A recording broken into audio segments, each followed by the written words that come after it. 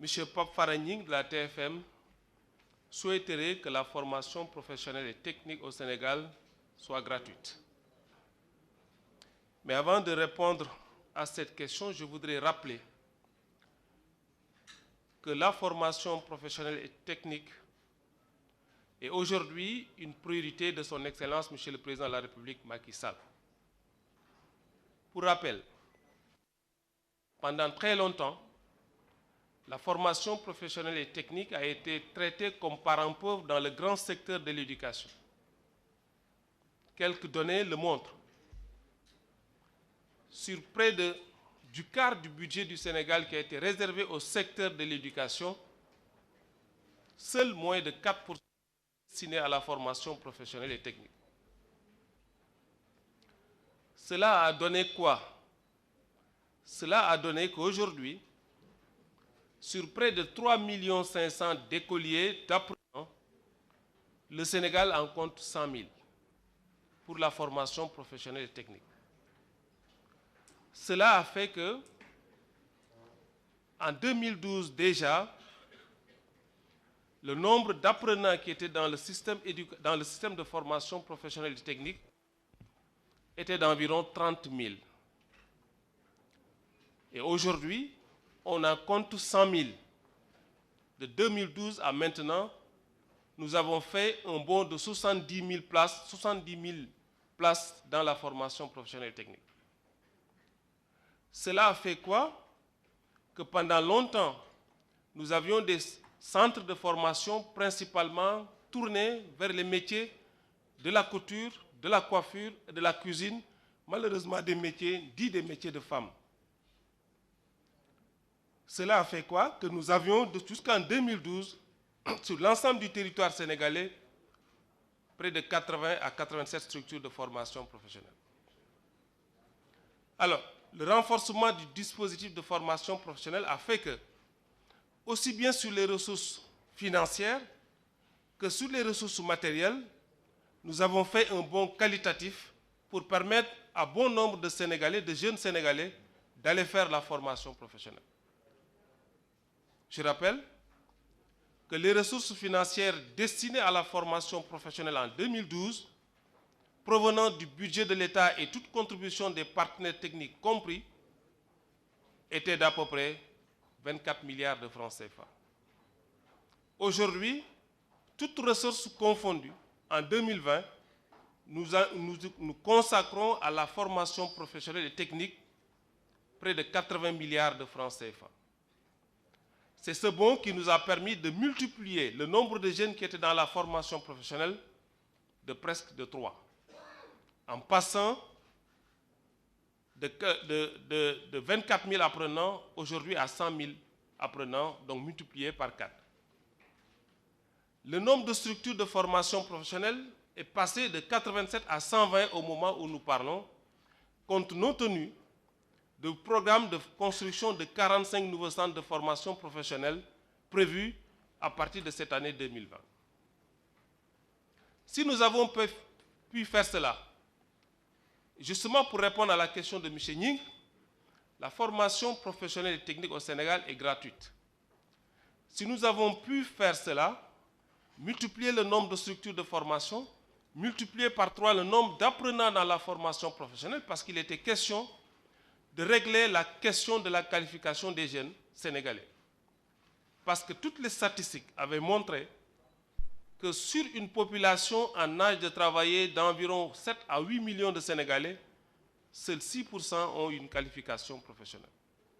C'est la raison pour laquelle le président de la République a décidé d'investir à outrance dans la formation professionnelle et technique. Et si nous avons pu faire cela, que cette formation professionnelle soit gratuite pour l'ensemble des jeunes Sénégalais sur l'ensemble du territoire sénégalais, c'est parce qu'il y a eu une décision historique qui a consisté à reverser l'intégralité de la contribution forfaitaire à la charte des entreprises à la formation professionnelle. Ce qui a été une vieille doléance de l'ensemble des partenaires du système éducatif, du patronat aussi, au Sénégal.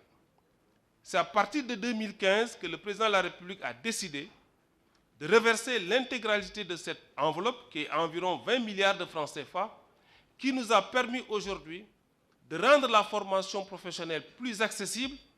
Vous allez dans les coins les plus reculés du Sénégal, vous avez des jeunes Sénégalais qui subissent une formation professionnelle pour lesquels c'est l'État du Sénégal, grâce à cette contribution forfaitaire, qui paye leur prise en charge. Cela a permis donc de rendre beaucoup plus accessible et plus équitable l'accès à la formation professionnelle qui est donc gratuite. Mais cela a permis aussi de diversifier les offres de formation professionnelle telles que nous les avons aujourd'hui. Donc pour répondre à cela, d'importantes ressources ont été réservées à la formation professionnelle et que cela a permis aux jeunes Sénégalais d'accéder à la formation professionnelle de manière gratuite. Relativement à la question de l'emploi, je pense que mes collègues qui m'ont précédé l'ont rappelé par rapport à l'immigration irrégulière. Oui, la question de l'emploi est une cause de l'immigration irrégulière, mais elle n'est pas la seule cause. Les causes sont beaucoup plus profondes et multiformes. Parce que c'est la raison pour laquelle je dois d'ailleurs m'arrêter pour m'incliner pieusement devant quand même ces disparus par rapport à cette immigration irrégulière. Présenter nos condoléances à toutes ces familles éplorées.